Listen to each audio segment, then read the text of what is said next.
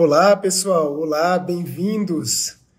Live surpresa para vocês agora, né? Vamos conversar rapidinho aqui sobre o novo protocolo de pré-eclâmpsia que saiu. É o protocolo 3 de 2023 da Rede Brasileira de Estudos sobre Hipertensão na Gravidez. Então, é um protocolo que fala sobre as síndromes hipertensivas e traz alguns conceitos novos que provavelmente vão ser incorporados pelo Ministério da Saúde em breve. Então vamos abordar um pouquinho sobre isso, sobre o que mudou baseado nos guidelines internacionais e que a gente trouxe para o Brasil também. Então é interessante porque eles fazem um resumo e esse protocolo já está disponível, está rodando nos grupos de WhatsApp, né? A gente vê muita gente divulgando esse protocolo, mas pouca gente lendo o protocolo e se atualizando a respeito dele. Então, é um protocolo que fala sobre pré-eclâmpsia, né? Então ele traz uma atualização, faz uma introdução sobre o caso de pré-eclâmpsia. Eu vou acompanhando, eu estou com o protocolo aqui na minha frente, tá? Eu já li ele inteiro, já dei inclusive uma aula utilizando esse protocolo novo para o pessoal da Sogito, lá do Tocantins. Mas eu vou esmiuçar um pouquinho aqui para vocês as informações novas que a gente teve aí em relação à pré-eclâmpsia. Se vocês já tiverem dúvida, podem mandar as dúvidas aí também, que eu vou respondendo vocês, se não concomitantemente aqui, ao final dessa live, tá? Então, acho que a primeira coisa que a gente tem que lembrar aí, e que eles mantêm nesse protocolo, é que a gente tem os fatores preditivos da pré-eclâmpsia, né? Então, os fatores preditivos, eles são importantes quando a gente fala de pré-eclâmpsia, mas o principal fator preditivo são os fatores de risco maternos. Então, lembrar daqueles casos de alto risco, de médio risco, de baixo risco, e aí a gente tem vários fatores de risco para se considerar. E toda vez que a gente tem uma predição de pré-eclâmpsia positiva, a gente tem que entrar com duas medicações, que são bastante importantes e preconizadas pelo Ministério da Saúde também. Isso se mantém. Então, a gente tem que entrar com a S de 100 mg à noite. Tá, e a gente vai entrar com cálcio também, de 1 a 2 gramas dia, se for carbonato de cálcio. Se for citrato de cálcio, a gente entra com 2 a 4 gramas dia. Combinado? Então, quando a gente fala de prevenção de pré-eclâmpsia, é isso que a gente tem disponível. E a gente vai analisar o risco dessa paciente. Existem outras coisas que a gente pode utilizar? Existem, tá? Existem exames que a gente analisa os fatores angiogênicos e os fatores antiangiogênicos. E a gente pode calcular relações entre esses fatores e predizer também se essa paciente vai ter uma pré-eclâmpsia precoce, que seria aquela pré-eclâmpsia que acontece antes de 34 semanas, ou se ela não tem esse risco de pré-eclâmpsia. O fato é, esses marcadores eles são muito mais úteis para dizer para a gente aqueles casos que serão negativos. Então, pacientes que têm a relação dos fatores angiogênicos sobre antiangiogênicos, quando a gente tem uma relação baixa, a gente significa que essa paciente tem menor risco aí de desenvolver pré-eclâmpsia na próxima semana. Então, descarta realmente pré-eclâmpsia em uma semana. Então, é a única coisa que a gente tem assim de disponível mesmo. O protocolo ele até fala que é possível em alguns lugares em que a gente tem mais disponibilidade disso, mas não é a realidade nossa do Brasil. A gente sabe que tem muita dificuldade em relação a esses marcadores. São exames que ainda são caros e que não estão disponíveis aí na nossa prática clínica do dia a dia, principalmente quando a gente fala de saúde pública e de SUS, né? Não temos. O que é importante também a gente falar? Além dos quatro conceitos de síndromes hipertensivas que a gente tinha, então vamos lá, vamos relembrar de todos aqui. A gente tinha a hipertensão arterial crônica, que é aquela paciente que começa o pré-natal já com um quadro hipertensivo, né? Então, antes das 20 semanas ela tem hipertensão, ou ela tem um diagnóstico prévio, antes da gestação. Ou ainda aquela mulher que mantém um quadro hipertensivo depois de 12 semanas do parto. Então, aconteceu o parto, 12 semanas após ela continua hipertensa, ela é hipertensa crônica, mesmo que a gente reclassifique essa mulher. Um outro ponto importante é a hipertensão gestacional. Hipertensão gestacional é aquela hipertensão que desenvolve após a 20ª semana de gestação, que não tem nada além da hipertensão. E vamos lembrar aqui que hipertensão são valores de pressão maiores do que 140/90. Então, após 20 semanas apresentou um quadro hipertensivo, essa paciente, se não tiver proteinúria, não tiver sinais de gravidade, que a gente vai falar já já da pré-eclâmpsia, a gente descarta a pré-eclâmpsia nesse momento e fala em hipertensão gestacional. Lembrando que 25% dessas pacientes que fazem hipertensão gestacional vão ter pré-eclâmpsia, tá? Então elas evoluem para pré-eclâmpsia, elas aparecem ou com proteinúria ou eventualmente elas desenvolvem algum sinal de gravidade que vai nos fazer uma reclassificação. Próxima hipertensão é a hipertensão, a pré-eclâmpsia. Como é que é o diagnóstico de pré-eclâmpsia hoje? E isso tem uma mudança, tá? Então você que está assistindo a live agora comigo aqui tem uma mudança interessante. Antes, a gente falava em pré-eclâmpsia, aquela paciente que tinha hipertensão após 20 semanas de gestação, que previamente era normotensa e que desenvolve proteinúria. Ou, se ela não tem proteinúria, ou seja, a proteinúria não é obrigatória, se ela não tem proteinúria, se essa mulher desenvolve alguns sinais de gravidade. E antes, o que é interessante é que os sinais de gravidade, eles eram muito parecidos com os sinais de gravidade, pensando em síndrome HELP, em sinais de iminência de eclâmpsia, e a gente abrangia todas essas coisas de gravidade. Então, edema agudo de pulmão, infarto agudo do miocárdio, acidente vascular encefálico, se essa paciente tinha, por exemplo, plaquetas menores do que 100 mil, TGO maior do que 70, e esses valores mudaram agora desses exames laboratoriais. Então a gente tinha também iminência de eclâmpsia. Essas coisas mais graves se mantiveram. Mas em relação aos valores laboratoriais, isso mudou. Olha que interessante. Se a gente tem TGO maior do que 40, se a gente tem plaquetas menores do que 150 mil, e se a gente tem a creatinina maior ou igual a 1, a gente já vai olhar para essa paciente com atenção e já vai considerar ela com pré-eclâmpsia. Então ela desenvolveu hipertensão, não tem proteinúria ainda, mas já tem TGO maior do que 40, tem plaquetas menores do que 150 mil e tem creatinina maior ou igual a 1, a gente já vai enquadrar essa paciente como pré-eclâmpsia. São critérios diferentes. Por que eles fizeram isso? Porque isso aumenta a sensibilidade. É melhor a gente ter um olhar para essa paciente, entender que ela está desenvolvendo um quadro de pré-eclâmpsia, desenvolver um quadro de pré-eclâmpsia, do que a gente deixar passar aquela que não fez o diagnóstico, né? Que não tinha esses critérios para fechar o diagnóstico. Então, isso mudou. Então, falamos de hipertensão arterial crônica, falamos da hipertensão gestacional e de pré-eclâmpsia. Agora nós vamos falar da pré-eclâmpsia sobreposta, né? O que é a pré-eclâmpsia sobreposta?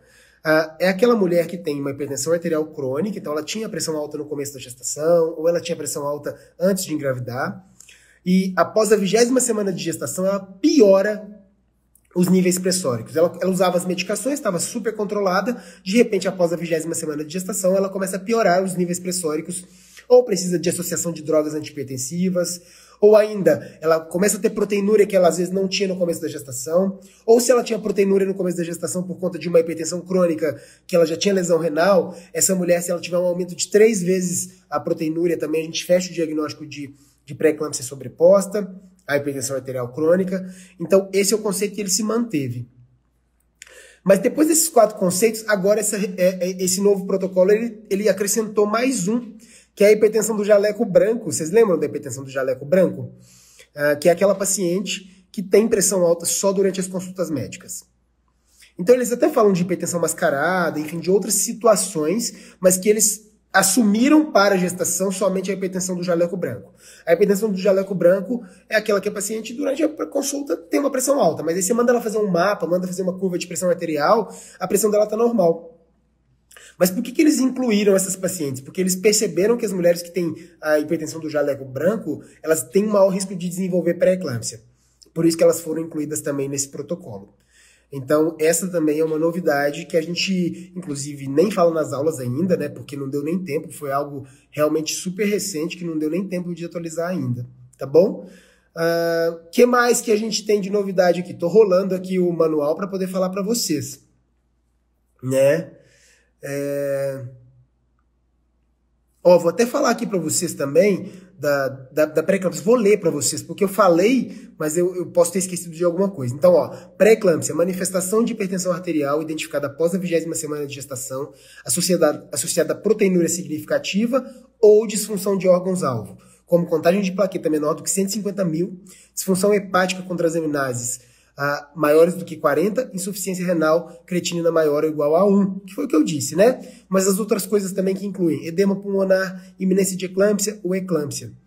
Além disso, a associação de hipertensão com sinais de disfunção placentária. Isso eu não falei para vocês e realmente também está incluído. Já fazia parte, tá?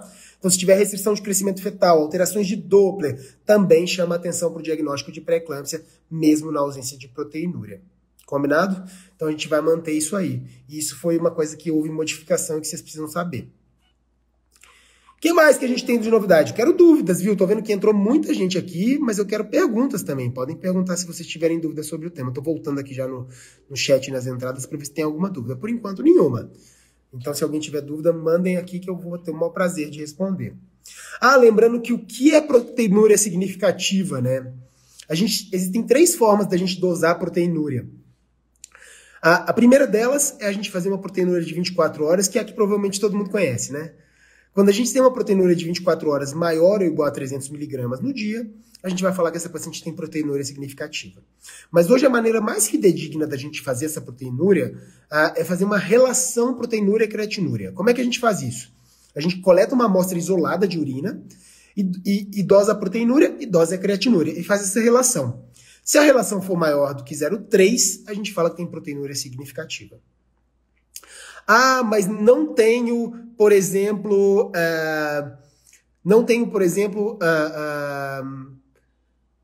proteinúria do começo da gestação nas pacientes hipertensas crônicas. O ideal é que a gente colha, tá? Então a gente tem que fazer essa coleta para a gente pensar se tem pré-eclâmpsia sobreposta lá no futuro.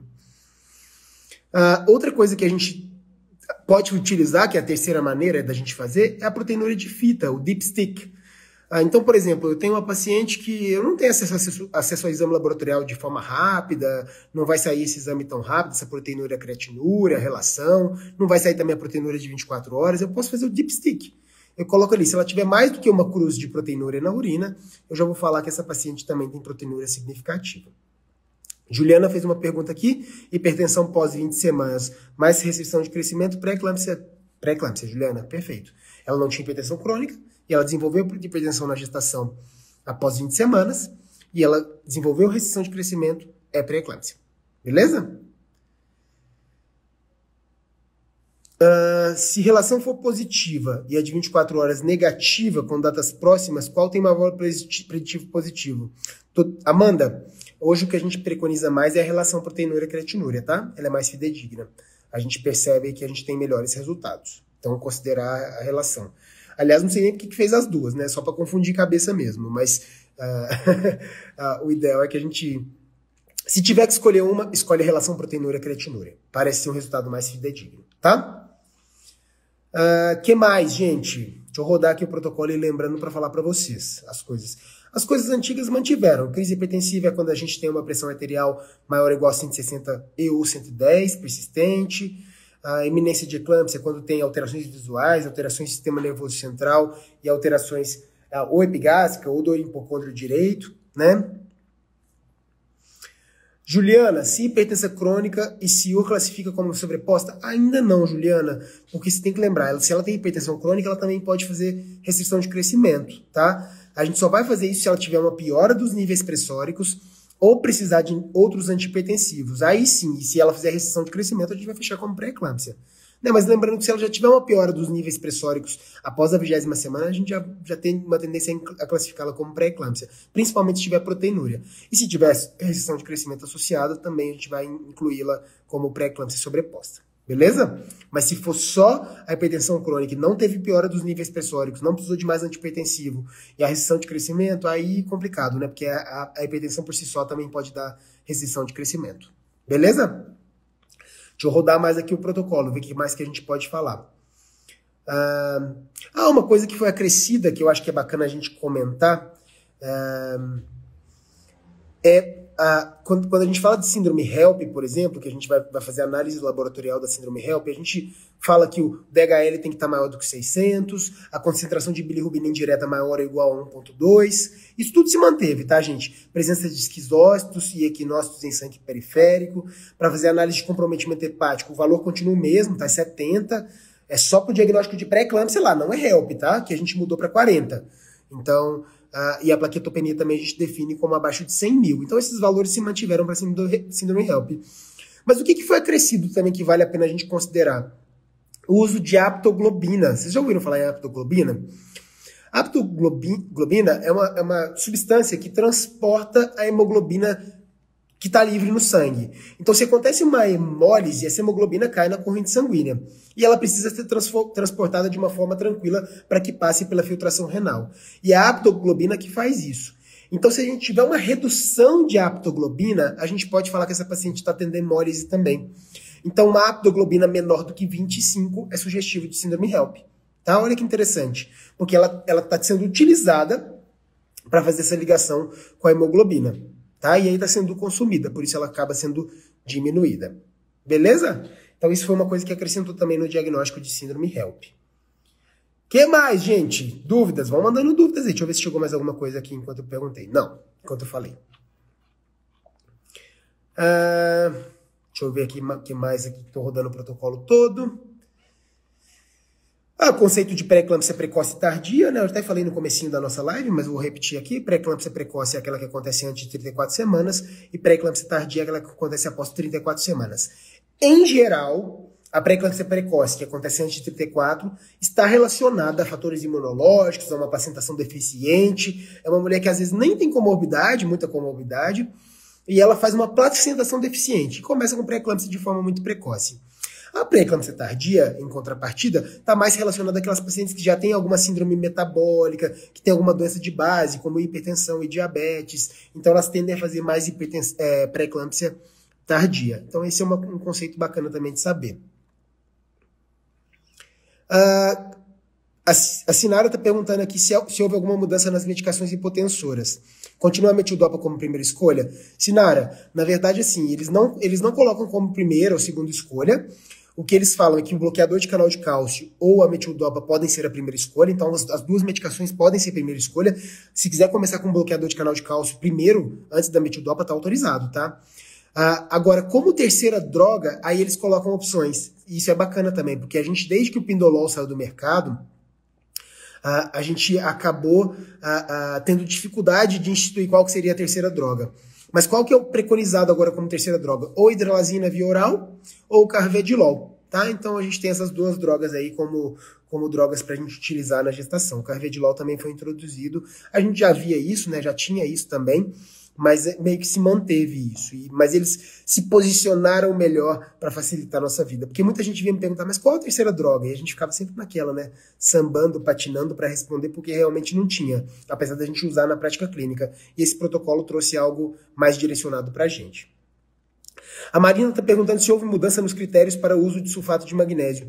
Não, Marina, os critérios são os mesmos, tá? Então são as mesmas situações, eminência de eclâmpsia, hipertensão arterial persistente, síndrome HELP, eclâmpsia, qualquer sinal de gravidade aí tem indicação da gente fazer o sulfato de magnésio, tá?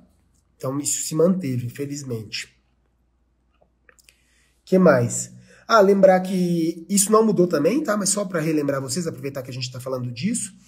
Diagnóstico diferencial da crise convulsiva. Sempre que chegar uma gestante, após 20 semanas de gestação, em crise convulsiva, lembrar que o primeiro diagnóstico a ser pensado é pré-eclâmpsia, é eclâmpsia, tá? Então, a primeira droga que a gente vai instituir é o sulfato de magnésio.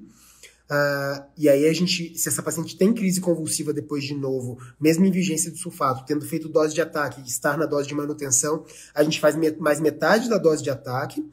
E se ainda assim ela tem crise convulsiva, aí sim a gente vai pensar na fenitoína para essa paciente, tá? Em fazer diazepam e fenitoína.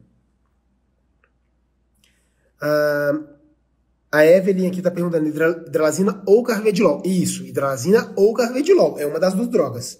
Como escolha de terceira droga. Não são os dois juntos, não. É uma ou outra, tá? Mas a gente tem essas duas opções. Mas a gente sabe que não está disponível para todo mundo em todas as UBSs, né? São drogas um pouco mais difíceis, às vezes, de encontrar. O que mais, gente? Vão mandando dúvidas aí. Eu gosto bastante de dúvidas. Estou rodando aqui o protocolo para a gente conversar.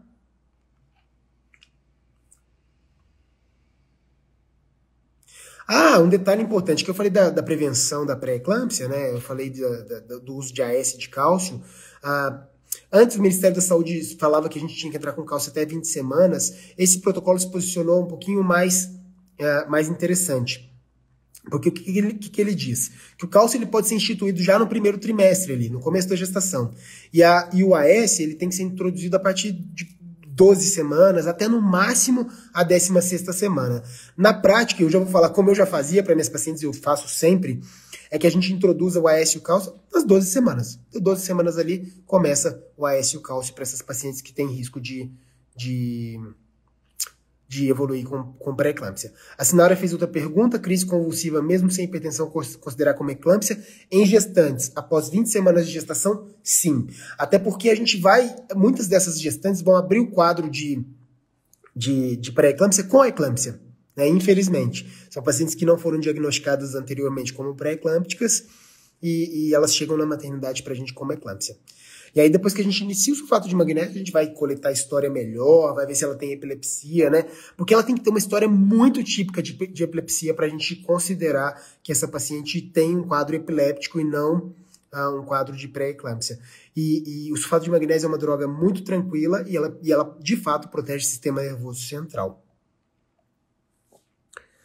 A Angelina perguntou se as idades gestacionais de resolução mudaram. Não mudaram, o que é preconizado. Não sei se essa é a sua última atualização também, Angelina, mas a resolução da gestação das pré-eclâmpticas é com 37 semanas. Né? Então hoje a gente não deixa evoluir a pré-eclâmpsia até 40 semanas, como a gente fazia no passado. Pelo menos o preconizado pelo Ministério e agora pela Rede Brasileira de Estudo de Hipertensão. O que mais, gente? Vamos perguntando aí e vamos conversando. Deixa eu ver aqui. Lembrar que a gente tem o PEERS, né, que é uma forma da gente verificar qual que é o risco dessa paciente ter um desfecho adverso em 48 horas. Então, se a gente tem uma pré-eclâmptica com alguns sinais e sintomas, e a gente precisa, por exemplo, fazer corticoide num prematuro ali antes de 34 semanas, e eu não sei se ela vai ter um desfecho desfavorável nas próximas 48 horas. Ou eu tenho uma pré-eclâmptica no hospital de interior e eu preciso transferir essa mulher. Será que ela vai piorar nas próximas horas? Se vocês digitarem na internet aí, PEERS, full de cheio, e PEERS escreve PIERS. Vocês acham essa calculadora de risco. Vocês vão colocando os dados ali e ele calcula qual que é o percentual de risco dessa paciente evoluir com desfecho grave nas próximas 48 horas. Isso nos ajuda a definir condutas aí de resolução ou da aplicação de corticoide, por exemplo. Deixa eu ver aqui se tem mais alguma coisa. Tatiana falou de prevenção, já falamos, Tatiana. Prevenção é com AS e cálcio, tá? Nenhuma outra droga preconizada. Sinara, via de parto. A via de parto se mantém, preferencialmente sempre a via vaginal, sempre que possível. É claro que se a gente tiver um bishop super desfavorável, um colo muito ruim, que a gente vai passar por um processo de indução muito prolongado, e a gente tem uma paciente que tem um sinal de gravidade grande, importante, por exemplo, ela teve uma eclâmpsia, ela teve uma síndrome HELP, pode ser que a gente indique cesariana nesses casos, tá? É claro que a conduta é individualizada, mas eles focam muito nessa questão do parto normal nas pacientes, tá? Lembrando que a gente tem que fazer o sulfato de magnésio para prevenir a eclâmpsia.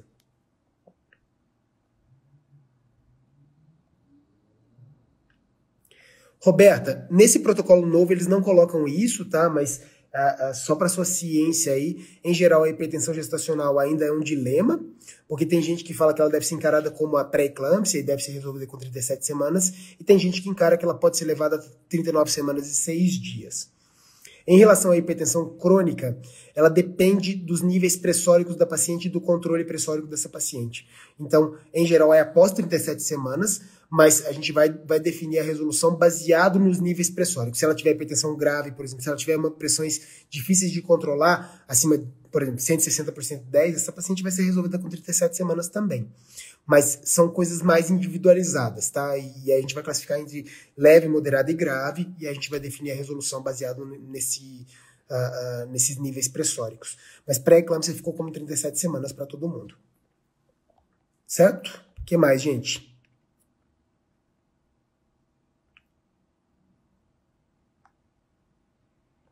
O Bruno está perguntando se é permitido usar o cálcio com a vitamina D. Bruno, não tem problema usar a vitamina D junto, não. Se você não tiver opção, né? A gente pode utilizar, sim, a vitamina D sem problema. Até porque, assim, as gestantes, o nível de vitamina D preconizado é que ela tem a vitamina D acima de 30. Né? Então, muitas delas acabam precisando também da vitamina D. Não vai ser... E essa vitamina D que vem no cálcio, Em geral, não é uma dosagem de vitamina D que vai dar hipervitaminose, tá? Então daria pra gente usar tranquilamente. A Letícia está perguntando quais os valores limites do Pierce para desfecho desfavorável. Letícia, não existe isso, tá? É uma percepção sua. Então, se eu tenho, por exemplo, um risco de uma paciente ter um desfecho desfavorável de 40%, é diferente de eu ter um risco de 1,5%. Entende? Que isso vai ser uma percepção pessoal também, de quem estiver ali trabalhando, individualizando o caso. Eu tenho que transferir essa paciente. Se eu tenho um risco dela ter um desfecho desfavorável de 1%, é tranquilo de eu transferir essa paciente, né? Agora, se eu tenho um risco de desfecho desfavorável de 60%, opa, eu tenho que fazer alguma coisa por ela aqui, antes, né? Então, é basicamente isso. O Pierce, na verdade, ele nos orienta em relação a isso. Mas não existe um valor, um limite ali. Isso você tem que fazer isso, não existe isso não, tá? É uma individualização mesmo. É só um valor preditivo para você pensar, opa, tem alto risco ou tem baixo risco. Certo? Que mais? Deixa eu ver aqui o que mais, gente. Prevenção já falamos.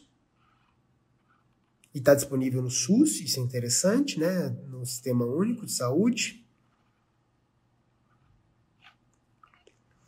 De conduta, uma coisa que todo mundo sempre pergunta em relação à conduta, né, da pré-eclâmpsia. Então, isso que o protocolo traz de novo isso. Sempre que a gente tiver diagnóstico de pré-eclâmpsia, essa paciente precisa ser avaliada. Então, a gente vai fazer uma análise materna e uma análise fetal. Sempre ficam naquele questionamento, mas a paciente precisa ser internada? Gente, se eu tiver um hospital dia que consiga fazer isso tudo no dia, me dá os valores, a gente avaliar o controle pressórico, a paciente não chega a uma hipertensão de crise hipertensiva, né, que seria acima de 160% e 10. Ao mesmo tempo, a gente percebe que os exames laboratoriais estão todos normais, que a vitalidade fetal está preservada. Essa paciente pode ter essa análise hospitalar e ir para casa na sequência, se ela tiver alguém que carregue ela para o hospital, se ela reconhecer os sinais de alerta e voltar para a maternidade, se ela residir próximo ao hospital, porque se ela tiver risco de ter um desfecho desfavorável em casa, é melhor que ela fique internada. Então, é condição sine qua non para que ela vá para casa, que ela tenha uma moradia não tão longe do hospital e que ela tenha sempre alguém à disposição para levá-la para o hospital caso seja necessário. E que ela reconheça os fatores de risco aí. Então, se ela perceber que ela tem alterações visuais, cefaleia forte, ou epigastralgia, ou níveis pressóricos elevados, ela tem que, inclusive, ser orientada a aferir a pressão arterial. Ela precisa de um acompanhamento realmente próximo. Então, ela não pode ficar muito distante aí da unidade básica de saúde e nem da maternidade de referência. Certo? Que mais? O acompanhamento laboratorial. Então, por exemplo, se eu tenho uma paciente que foi embora para casa e está fazendo acompanhamento laboratorial, em geral, o preconizado é que ela faça exames pelo menos a cada semana, né? Então, pelo menos toda semana, repetir os exames para síndrome HELP e uma avaliação fetal também seria o ideal, se a gente tiver disponível. Mas os exames laboratoriais, mais obrigatórios. Que mais? Que a gente... proteinúria. Não preciso ficar dosando proteinúria toda semana, tá? Então isso é uma coisa que também é interessante, porque proteinúria, os níveis de proteinúria não definem prognóstico nem decisão terapêutica. Então eles não falam pra gente que precisa resolver a gestação baseado num nível de proteinúria. Então se ela já teve proteinúria significativa em um momento da gestação ali, já basta pra gente fechar o diagnóstico de pré-eclâmpsia e a gente não precisa ficar realizando proteinúria a todo momento, tá? É só aí os exames laboratoriais considerando o HELP mesmo. Que mais? Lembrar que edema não faz parte do critério diagnóstico, mas é lógico que se a mulher começa a inchar, edema ciático, tem edema de face, edema de mãos, lembrar que essa paciente tem um risco maior para desfecho desfavorável, né? Só ficar de olho mesmo que pode ser uma descompensação da doença. Não é critério diagnóstico, mas ele ajuda também nas definições aí, baseado na piora da doença, pensando aí nesse edema. Se a paciente estiver fazendo alguma atividade física, por exemplo, quando ela recebe o diagnóstico, o ideal é que ela seja afastada também, pare. Eventualmente a gente vai, inclusive, afastar essa paciente do trabalho, não precisa de repouso no leito, nada disso não, porque isso não muda prognóstico, mas a gente sabe que se ela diminuir a carga de estresse, diminuir tudo que pode aumentar a pressão, essa paciente pode ter uma melhora do quadro e um controle mais adequado. Lembrar que os sinais de gravidade se mantêm, né? Então, a gente não divide em pré-eclâmpsia leve e grave mais. A gente fala em pré-eclâmpsia sem sinais de gravidade ou pré-eclâmpsia com sinais de gravidade, porque a gente entende o dinamismo da doença. Hoje ela pode ter um sinal de gravidade e amanhã não ter mais, e hoje ela pode não ter nenhum sinal de gravidade e amanhã ela apresentar algum sinal de gravidade. Então, aquela classificação antiga, a senhora é pré-eclâmpsia grave, pronto, lascou, vai ter que resolver a gestação com 34 semanas. Isso é passado. Hoje, se essa paciente compensa, por exemplo, você faz sulfato de magnésio, essa paciente compensa, se controla os níveis pressóricos dela, não tem alteração laboratorial, a gente pode acompanhar essa gestação por mais tempo, tá? E a gente suspende o sulfato após 24 horas e continua acompanhando essa gestante.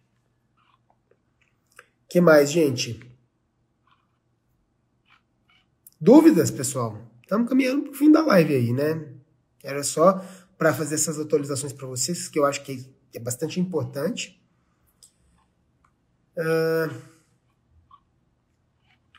Lembrar que os BRAS, os IECAS e o eles querendo, eles não são recomendados na gestação. O ideal é que troque essas medicações antes de engravidar, mas se ela engravidar tomando essas medicações, é só retirar no primeiro trimestre.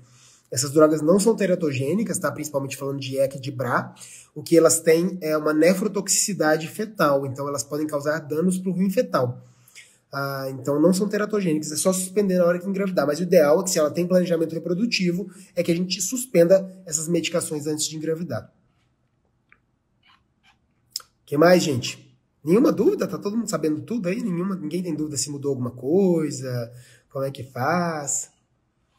Lembrando que sempre que a gente tem uma paciente que chega com sinais de gravidade, a gente vai fazer a primeira droga, é o sulfato de magnésio. Na sequência a gente reavalia e avalia se precisa de antihipertensivo, se precisa fazer alguma coisa a mais até resolver a gestação. Outra coisa que é importante, se ela chega com eclâmpsia, por exemplo, jamais ficar preocupado com a vitalidade fetal neste momento, porque vai dar alterado e você vai querer resolver a gestação. Então, a primeira coisa é sulfato de magnésio, estabilizar a mulher, oxigenar a paciente, né, permitir com que ela se estabilize, porque o feto sai melhor da situação quando a gente faz essa conduta. A Roberta está perguntando se precisa fazer sulfato novamente em trabalho de parto de uma paciente que a princípio foi reclassificada. Foi reclassificada em que sentido, Roberta? Reclassificada como o quê? Não entendi. Ela tinha sinais de gravidade e não tem mais? É isso? Se ela tinha sinais de gravidade e não tem mais, eventualmente não precisa fazer sulfato de magnésio de novo não, viu? É isso mesmo, né? Acabei de chutar e era isso mesmo. Então eu já te respondi, né? Mais alguma dúvida, pessoal? Acho que não, né? Acho que era isso. Acho que eu queria só trazer realmente esses conteúdos novos que eles falaram, mas muita coisa se manteve, tá, gente? Nada de muito diferente. Foi basicamente esses critérios para diagnóstico de pré-eclâmpsia, o acréscimo da síndrome do jaleco branco, da hipertensão do jaleco branco. Acho que é isso. Não tinha muita coisa realmente. Uma coisa que eles focam bastante é que paciente que não tem insuficiência renal, que não tem nada, a gente não vai ficar dosando magnésio, tá? Não faz sentido. A gente vai fazer análise realmente da frequência respiratória, dos reflexos, né, para ver se ela tem alguma alteração, mas aquela história de que o nível terapêutico tem que estar entre 4 e 7 MEC, não necessariamente se mantém. Às vezes só o fato de fazer a droga já é suficiente. O que a gente sabe é que níveis acima de 8 já começam a dar os efeitos colaterais do sulfato de magnésio, tá? Isso também eles falam nesse protocolo novo. Que mais? Mais dúvida, gente? É isto? Vamos caminhando para o fim dessa live. Eu acho que esse tema é sempre um tema bacana para a gente conversar, né? E me perguntaram aqui da resolução para hipertensão gestacional. Eles falam sim, viu? Eles falam aqui da hipertensão gestacional, eles colocam, neste momento, não se recomenda que a gestação avance além de 39 semanas e 6 dias, que foi o que eu disse, né? Mas eles consideram aqui, ó, a dúvida na literatura sobre o melhor momento para o parto dessas mulheres, das hipertensas gestacionais, tá? Algumas falam para resolver como se fosse pré-eclâmpsia, a partir do termo, 37 semanas, foi exatamente o que eu disse. Então não tem nada de novo, não. Desculpa aqui, é que eu parei para ler nesse momento. É isso, gente. Combinado? Espero que vocês tenham gostado. Espero que vocês tenham gostado do conteúdo, estejam gostando do conteúdo da GeoPapers. A gente está à disposição sempre, super em prol aí de criar uma medicina de qualidade, independentemente de qualquer coisa.